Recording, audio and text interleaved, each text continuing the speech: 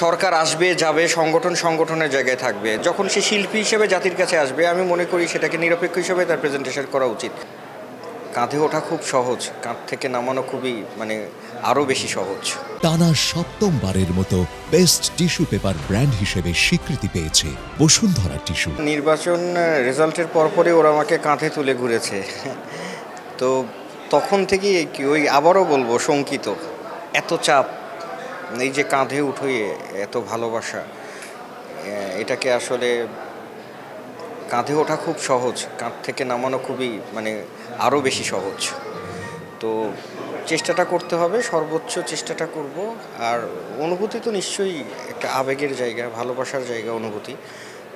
এতগুলো ভালোবাসা গ্রহণ করার মধ্যেও জন্য ভেতরে একটা শক্তিশালী হৃদয় দরকার। আমি চেষ্টা করেছি প্রত্যেকটা ভালোবাসা গ্রহণ করার জন্য এবং ভালোবাসাগুলোর যথোপযুক্ত প্রতিদান দেওয়ার জন্য আমি রেডি হচ্ছি। আমি অলরেডি তো বলেছি, আমাদের তো রাষ্ট্রের কাছে অনেকগুলো দাবি, তার মধ্যে উল্লেখযোগ্য দাবি হচ্ছে আমাদের পেশাকে স্বীকৃতি দেওয়া এবং আমাদের শিল্পী কল্যাণ তহবিল এটাকে চালু করা, যাতে আমরা শিল্পীরা পেনশন সুবিধা সহ নানাবিধ সুযোগ সুবিধা পাই। মৌলিক চাহিদাগুলো পূরণের যাতে মৌলিক চাহিদাগুলো পূরণ হয়। এবং তারপরে হচ্ছে আমাদের যে জমিটা দেওয়া হয়েছিল সরকার থেকে, সেই জমিটা পুনরুদ্ধার করতে হবে, কিছু জটিলতা আছে।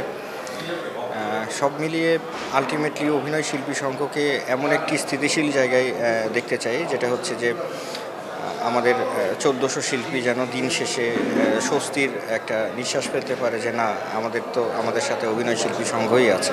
পৃষ্ঠপোষক আপনি কি অর্থে বললেন? এই যে দেখুন, আমরা এখন একটি সংগঠনে ক্ষমতায় আসলাম, এখন তো আমাকে সরকারের সাথে নেগোশিয়েট করতে হবে। সরকার আসবে যাবে, সংগঠনের জায়গায় থাকবে। যেই সরকারে আসবে তাদের সাথে আমাদেরকে নেগোশিয়েট করতে হবে। পৃষ্ঠপোষক শব্দটির সঙ্গে আমি একদমই একমত না। যারা করেছেন বা পৃষ্ঠপোষকতা বা যারা সরকারের সরাসরি যারা কাজ করেছেন এজ এ দলীয় সদস্য হিসাবে, সেটাকে সংগঠনের সঙ্গে যুক্ত করা একদমই ঠিক হবে না। কারণ সংগঠন যে সরকারে আসুক, সেই সরকারের সঙ্গেই তার দাবি দাওয়া নিয়ে কথা বলতে হবে।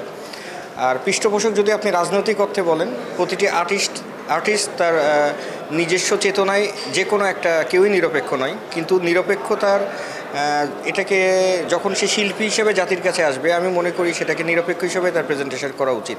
ব্যক্তিগত সত্তা আলাদা, সংগঠনের সত্তা আলাদা, শিল্পী সত্তা আলাদা, এবং প্রত্যেকটি শিল্পীর মানবতার জন্য এবং শিল্পী সত্তাকে বজায় রাখার জন্য, মুক্তিযুদ্ধের চেতনাকে সমুন্নত রাখার জন্য প্রতিটি শিল্পীর মধ্যে এই ঐক্যবদ্ধ ভেতরে যে চেতনা, ওটা লালন করা উচিত। ঈদে আমার দুটি সিনেমা রিলিজ হয়েছে, দাগি এবং জঙ্গলি। আশানুরূপ সাড়া পাচ্ছি, আশানুরূপ কি ভালোই সাড়া পাচ্ছি। আপনারা দেখছেন এবং এই প্রতিক্রিয়াগুলো আমাকে মুগ্ধ করছে। ভবিষ্যতে এই প্রতিক্রিয়াগুলো আমাকে দৌড়াবার সাহায্য করবে।